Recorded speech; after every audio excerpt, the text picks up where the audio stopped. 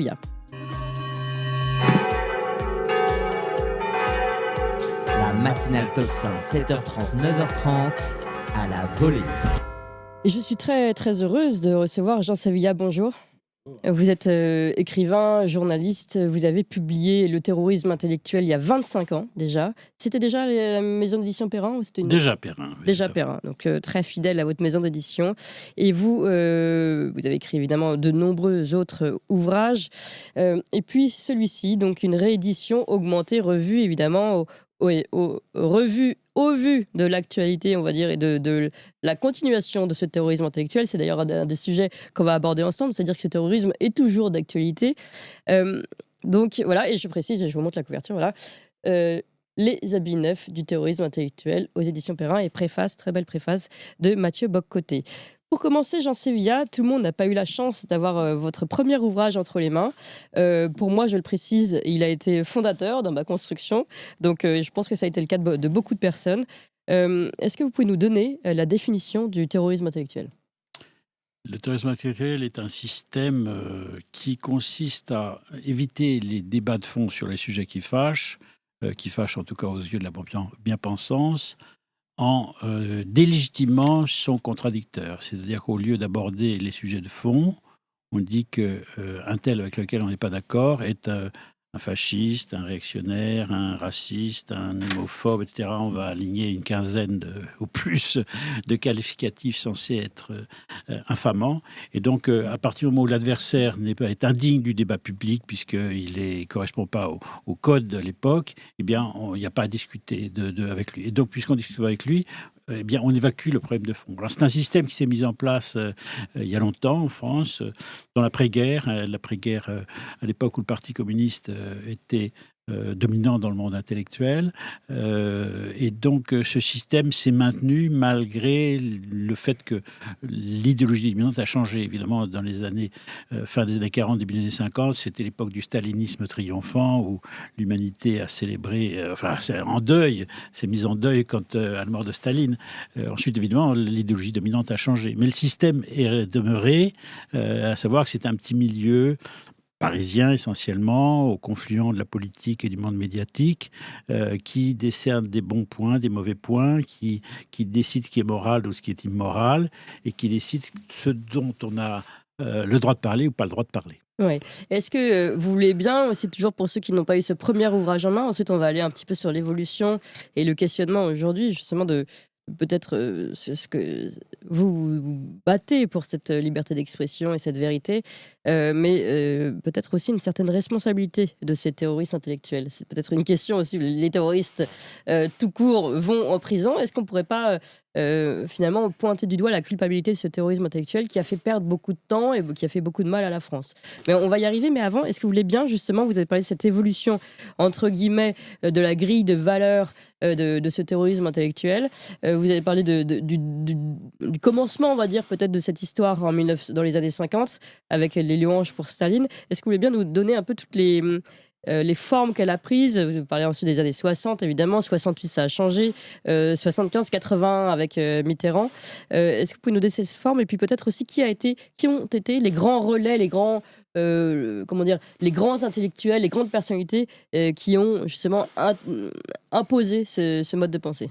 Alors, comme je le disais, il faut partir en effet donc l'immédiate après-guerre où le Parti communiste est vraiment joue un rôle hégémonique dans le monde intellectuel, et tous les grands intellectuels de l'époque, ceux qui sont à l'affiche en tout cas, sont proches du Parti communiste ou membres du Parti communiste, et où l'anticommunisme est dans le monde intellectuel est considéré comme un péché, un crime en quelque sorte, puisque alors il y a évidemment une escroquerie intellectuelle et historique, puisque le Parti communiste en fait a effacé son histoire récente, celle de la guerre, c'est-à-dire qu'on a oublié le pacte germano-soviétique approuvé par les communistes français en 1939, on a oublié le fait que oui, on a oublié que de 30 39 à 41, il y a eu une petite parenthèse de l'histoire où quand même il y a eu une collaboration. Que les communistes ne sont entrés dans la résistance qu'en 1941. On a oublié que l'humanité, les communistes ont tenté de faire reparaître en discutant avec les Allemands au tout début de l'été 1940. Tout ça est gommé. Voilà. Et donc, évidemment, la gauche joue sur le fait qu'il y a une partie de la droite, c'est un fait historique, qui a été vichiste, et donc la gauche manipule l'histoire. C'est-à-dire que toute la droite était collaborationniste, on va dire, pour faire court, et puis toute la gauche résistante. On sait que c'est pas vrai, qu'il y a eu des gens de la droite qui étaient résistants dès le début, qu'à l'inverse, dans la collaboration, il y a eu des gens qui venaient de la gauche, mais voilà. Mais donc, il y a un tour de passe-passe intellectuel qui commence comme ça. Et juste, pardon, on peut peut-être parler de Jean-Paul Sartre, par exemple. Alors, bien sûr, la grande figure, j'allais y venir, c'est la grande figure de l'époque, c'est Sartre, qui d'ailleurs n'a jamais été en tant que tel membre du parti, mais c'était un compagnon de route, qu'on appelait, l'expression d'époque, hein, c'était les gens qui... Et Sartre, il y a sa célèbre phrase, qui est d'ailleurs assez tardive, puisqu'elle est de 1957, où il dit que tout anticommuniste est un chien. Voilà. Et donc, Sartre fait partie de ces grands intellectuels, avec sa compagne de l'époque, Simone de Beauvoir, et on pourrait aligner les noms, Aragon, qui est resté fidèle au Parti communiste, enfin, je veux dire, donc toute une pliade d'intellectuels. Et Sartre, qui ne s'était, lui, pas empêché, précisons-le, d'avoir des pièces de théâtre données... Absolument, il a été joué pendant l'occupation, sous l'occupation, et certaines de ses pièces, les premières, il y avait un certain nombre d'officiers de la Wehrmacht en uniforme qui étaient dans la salle. Mais ça aussi, et Simone de Beauvoir aussi, je crois qu'elle avait une radio qui était... Elle a travaillé pour Radio Paris un petit peu, tout à fait, oui, absolument. Non, mais c'est Radio Paris qui était une radio très proche pour mettre en avant leurs incohérences. Voilà. Absolument, voilà. Donc, alors, après-guerre, donc, on a ce système qui se met en place et qui fonctionne sur un système qui consiste à mettre, puisque pendant la guerre, il y avait le camp du mal qui était Hitler et le camp du bien qui étaient ceux qui combattaient Hitler, puisque Staline était un adversaire d'Hitler, évidemment, et bien le communisme se trouvait dans ce cas-là du côté du bien. Soudainement dans le camp du bien, oui. Et il restera dans le monde culturel français cette idée au fond que les crimes du communisme, que les crimes du nazisme sont des crimes horribles, ce que je pense aussi, je ne le défends en rien, mais du coup ça permet cette surmémorisation autour des crimes du nazisme, permet de relativiser, voire d'occulter très longtemps les crimes du communisme.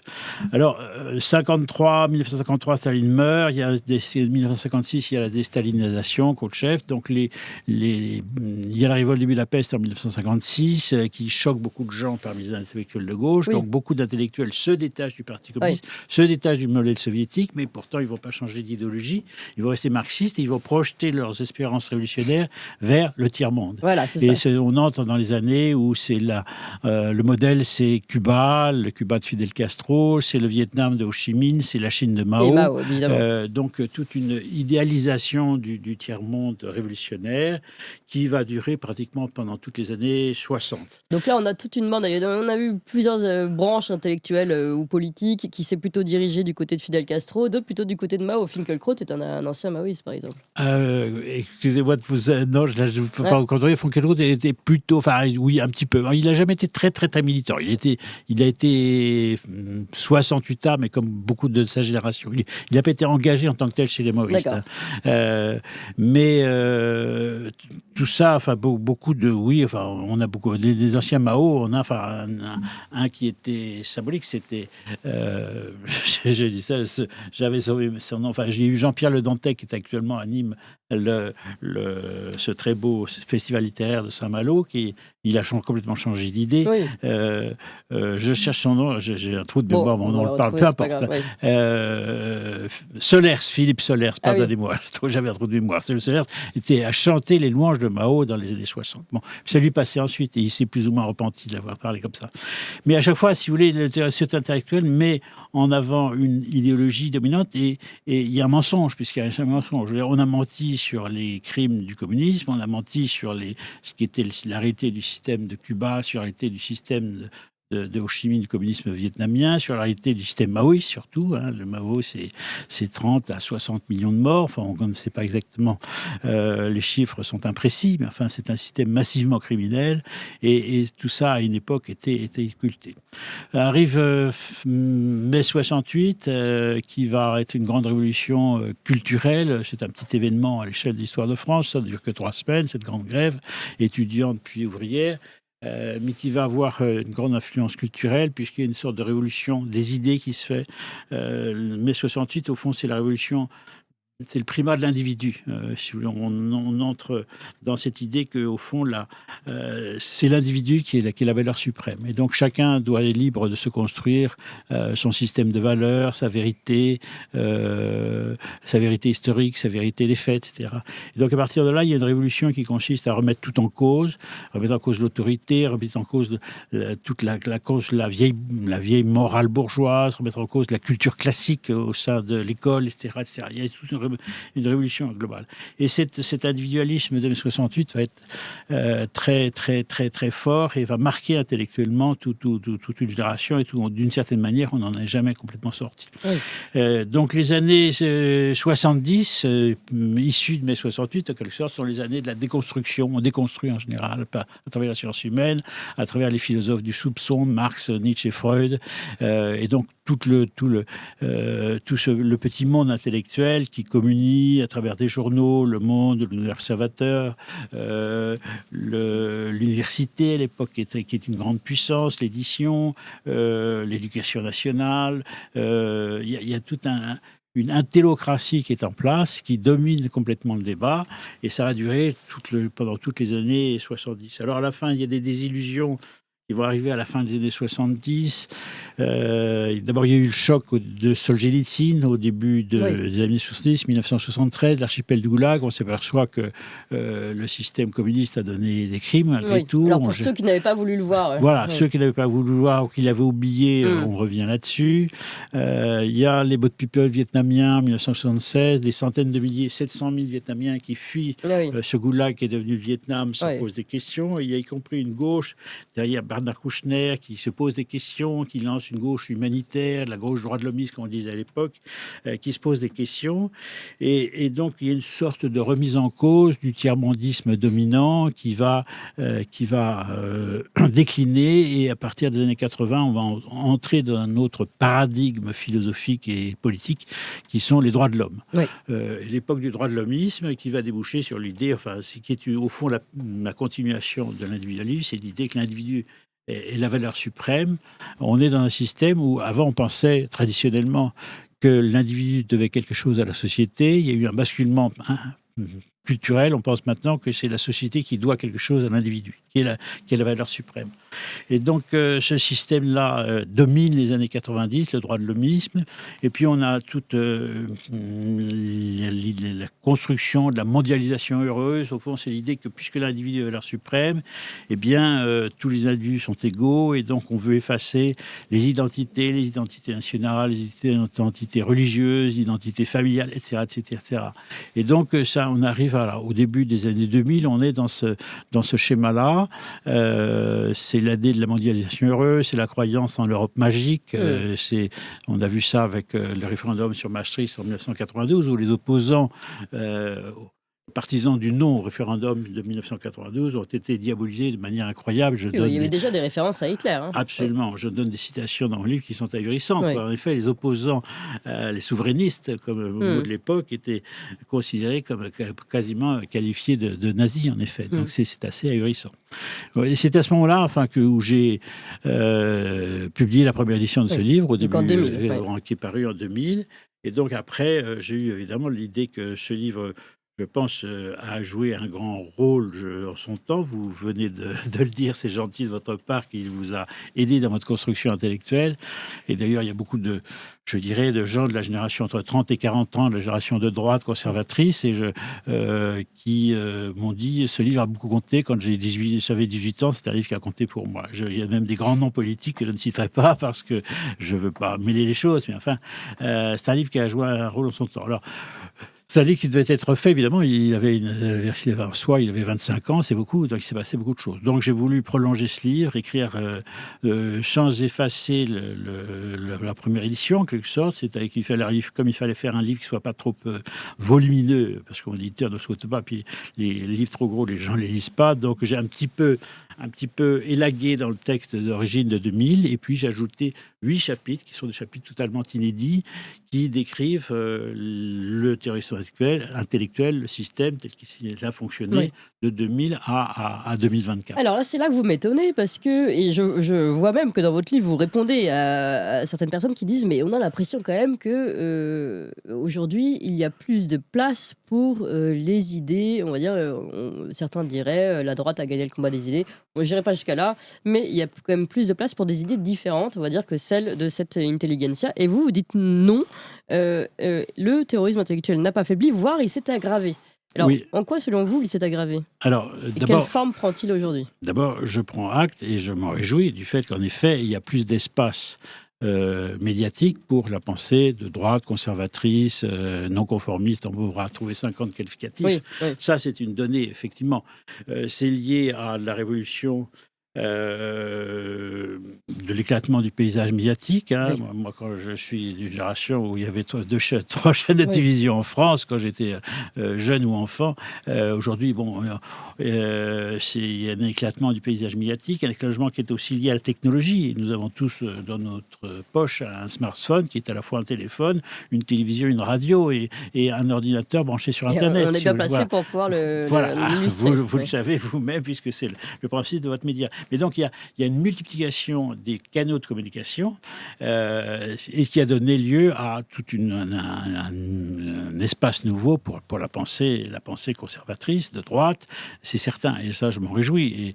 Et j'ai sans doute été pionnier dans les années 2000, mais maintenant, j'ai été rejoint, en quelque sorte, par des dizaines de jeunes journalistes, essayistes, historiens. Dont Mathieu Bocoté qui vous cite. Absolument. Donc ça, je m'en réjouis. Voilà. Ça, c'est une réalité indéniable que je ne nie pas. Maintenant, l'autre nouveauté, c'est que comme le système, précisément, le système de terrorisme intellectuel s'est senti menacé, eh bien, il a montré l'écrou. Il a sorti les griffes. Il a sorti les griffes.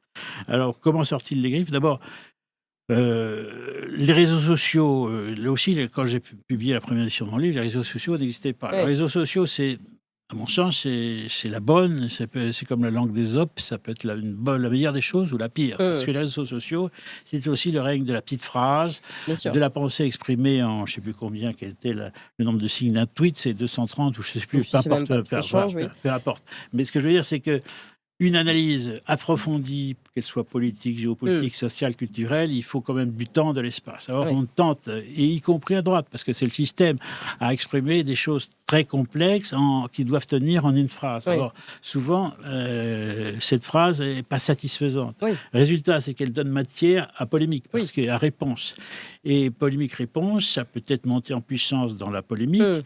Et comme en une période où les vigilants sont particulièrement vigilants, eh bien, il y a une judiciarisation des débats. C'est-à-dire si quelqu'un dans l'espace médiatique, qui soit sur des réseaux sociaux, des blogs, etc., des web, télé, etc., emploie un mot interdit ou approche d'un concept interdit, on va le mettre on va le menacer d'un procès. C'est le règne de la petite phrase, d'ailleurs, ou du petit geste, parce qu'on le voit justement, il y a encore une polémique, on en a parlé tout à l'heure, autour d'Elon Musk qui aurait fait ce geste qui ressemble à un geste nazi. Et là, c'est reparti, réductio ad Hitlerum, comme d'habitude. Cet homme est un nazi parce qu'il a fait ce geste. Bon, quand on regarde et quand on comprend qui il est et dans quel contexte, évidemment, ça semble complètement tiré par les cheveux. Mais comme le rappelle Didier Maisto qui en parlait tout à l'heure, c'est une façon aussi pour ce monde-là, cette caste-là intellectuelle, de se refaire la cerise, comme il dit lui-même, sur des opposants, parce qu'eux-mêmes n'ont plus forcément, et c'est aussi un sujet que je voulais aborder avec vous, n'ont plus forcément de consistance en soi. En fait, ils n'ont de consistance que par cette opposition à un monstre qui n'existe pas. Voilà, alors j'allais venir aussi là aussi, c'est-à-dire qu'il y a une sorte de, c'est là où je pense qu'il y a toujours un terrorisme intellectuel, c'est qu'il y a un appauvrissement du débat, parce que malgré tout le règne des petites phrases, ça fait baisser le niveau, et je dirais qu'on est passé et même à gauche, si vous voulez, même à gauche, c'est pas que je regrette les intellectuels de gauche, je regrette pas Jean-Paul Sartre, mais enfin, il n'y a pas l'équivalent de Jean-Paul Sartre, si vous voulez, aujourd'hui. Si vous voulez. Et intellectuellement. Intellectuellement. Ça, c'est certain. Voilà. Et donc, si vous voulez, on est passé de Jean-Jacques Rousseau à Sandrine Rousseau, c'est pas le même niveau intellectuel, et puis on est passé de Sartre aux influenceurs, si vous voulez, qui font des grimaces ou qui disent trois phrases niveau... Des galipettes dans le jardin de voilà. Macron. Et qui, ça devient... C'est avec ça qu'on manie l'opinion. Je veux dire, il y a une baisse du niveau. Et donc, le terrorisme intellectuel en profite parce que... Et là aussi, oui, je voulais dire, il y a plus de pensée de droite exprimée, certes, mais enfin, dans les profondeurs de la société, si on dit sociologiquement secteur par secteur, ceux qui dans la pratique, Oui. j'allais dire, tiennent la boutique, n'ont pas tellement changé, et Oui. même pas beaucoup changé, si vous voulez. L'éducation nationale, c'est un monde considérable, qui est aujourd'hui considérable. L'éducation nationale, dans son personnel, est à gauche à 70%. Le journalisme classique, à 70% des journalistes votent à gauche. Alors, en tant que citoyen français, on dira que dans le domaine, sur un plan démocratique, c'est leur droit, en tant que citoyen. Mais quand une profession est aussi massivement orientée, ça ne peut pas ne pas avoir d'incidence sur le contenu de l'information. Oui. C'est pour ça, quand on dit la pensée de droite a gagné, non, il y a ce que la droite dit, puis il y a la réalité de ce qui se passe sur le terrain. Sur le terrain, le politiquement correct est toujours tenu par des gens dont c'est le métier de diffuser. En fait, ce qui est intéressant dans ce que vous dites là, c'est que finalement, c'est aussi la proportion qui reste, ou même qui s'est inversée. C'est-à-dire, je m'explique, avant, on n'avait peut-être pas forcément autant d'idées d'une population française alors, on appellera ça conservateur ou tout simplement patriote ou protecteur de la France, mais bon, c'est-à-dire contre une immigration illégale et massive, pour le rappel des identités françaises, etc. Bon. Cette France-là est de plus en plus présente parce qu'elle est confrontée au réel, et le réel nous envahit et nous déborde même, et on le voit avec l'insécurité. Et cette France-là, donc, fait de plus en plus entendre cette opinion-là, qu'on voit dans les urnes. En revanche, et c'est ça qui est intéressant dans ce que vous dites sur ce terrorisme qui est toujours agissant, c'est qu'en revanche, les grandes institutions, le mammouth de l'éducation nationale et autres, eux, n'ont pas modifié leur sociologie. C'est-à-dire qu'en fait, alors que le réel et la France, finalement, elle est de plus en plus puissante dans son appel à un retour, un style conservateur, on va dire. Le monstre du terrorisme intellectuel ou de ce système de la pensée, lui, n'a pas modifié sa façon de voir. Absolument. L'éducation nationale reste massivement à gauche. Les médias, je l'ai dit. Les grandes institutions culturelles, l'ensemble personnel est massivement à gauche. La recherche scientifique, le personnel est massivement à gauche, etc. etc. Donc tout ce qui tente à, je dirais, former les esprits des petits Français depuis leur enfance jusqu'à leur âge adulte, le système reste en place. C'est pour ça que dire que le terrorisme intellectuel a disparu, non, je ne le pense pas. Alors, Dieu merci, la pensée conservatrice de droite, patriote, là encore, 50 adjectifs sont possibles, a fait des progrès. Je dirais que le mur du gauchisme culturel, d'une certaine manière, est lézardé sur un certain nombre de sujets. Il y a des sujets qu'on ne pouvait pas aborder du tout il y a 30 ans. Aujourd'hui, la question de l'immigration, par exemple, reste un sujet absolument très chaud, mais c'est moins tabou d'une certaine manière que ça n'était il y a 30 ans. Donc il y a des avancées. Maintenant, ces avancées, elles sont relatives. Et on l'a bien vu au moment des élections, le concept de barrage républicain fonctionne toujours, alors que c'est une imposture.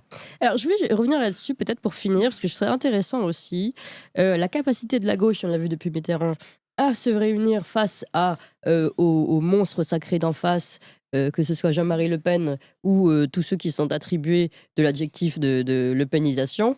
Alors, la gauche, elle est capable de se réunir.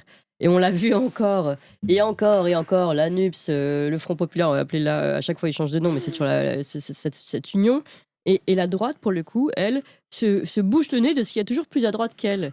C'est-à-dire que, et ça perdure dans le temps aussi. Ça perdure dans le temps, c'est aussi un des soutiens massifs du terrorisme intellectuel, c'est qu'on reste dans un schéma culturel, intellectuel, mental, comme quoi la gauche, c'est le camp du bien et la droite, c'est le camp du mal. Et que être de gauche, c'est bien. Être de droite, ça mal, ça suppose de s'excuser. Être à gauche de la gauche, eh bien, c'est excusable. C'est un peu une folie de jeunesse, on pardonne. Mais être à droite de la droite, ça, c'est inexcusable. On ne pardonnera jamais.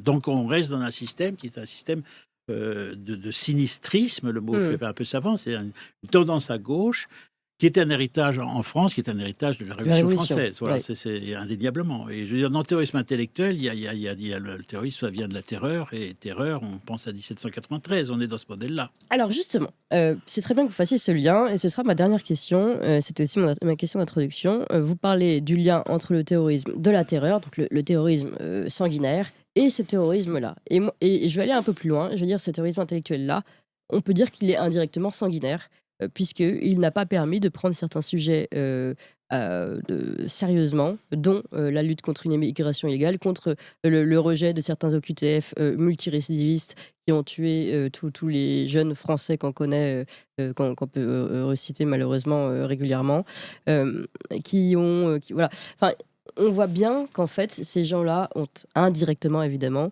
du sang sur les mains. Et à quel moment ce terrorisme-là va être enfin jugé et condamné?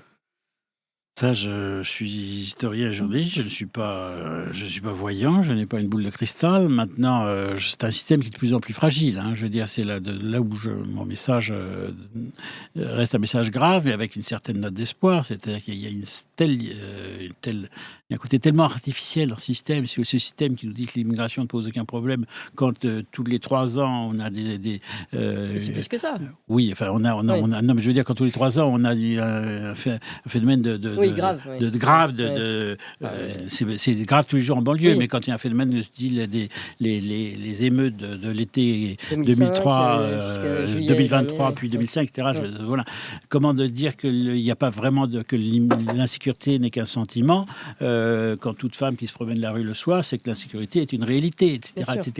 Donc il y a aussi le réel, il y a le mur du réel, comme quoi, qui est une contradiction pour ce terrorisme intellectuel. Donc il y a un moment aussi où l'idéologie ne fonctionne plus. Oui, mais ce qui est dingue, moi je trouve, c'est que face à ce terrorisme qui a une véritable responsabilité dans les actes, et d'ailleurs c'est encore ce que disait le docteur Maurice Berger quand on recevait ici à votre place il y a quelques jours, qui parlait de cette violence des jeunes qui, par la responsabilité des politiques et des magistrats, ne réalisent pas la faute qu'ils commettent et n'évolueront pas, c'est-à-dire que dès qu'ils sortiront, parce qu'ils sortent immédiatement, voire ils ne rentrent même pas en prison, recommenceront leurs faits. Cette responsabilité-là, aujourd'hui, n'est toujours pas prise en compte et condamnée. Donc, quand est-ce que ce sera condamné ? On espère que votre livre permettra au moins de réaliser le drame qui se passe. Et puis au moins, c'est vraiment une page d'histoire, enfin plus qu'une page, c'est de nombreuses pages d'histoire depuis les années 50 que vous nous permettez de comprendre et d'analyser avec votre sens aigu, évidemment, de l'analyse. Merci beaucoup, Jean Sévilla. Je rappelle le titre de votre livre, Les habits neufs. Donc, ils sont neufs, mais c'est toujours le même terrorisme intellectuel aux éditions Perrin. Merci encore, Jean Sévilla.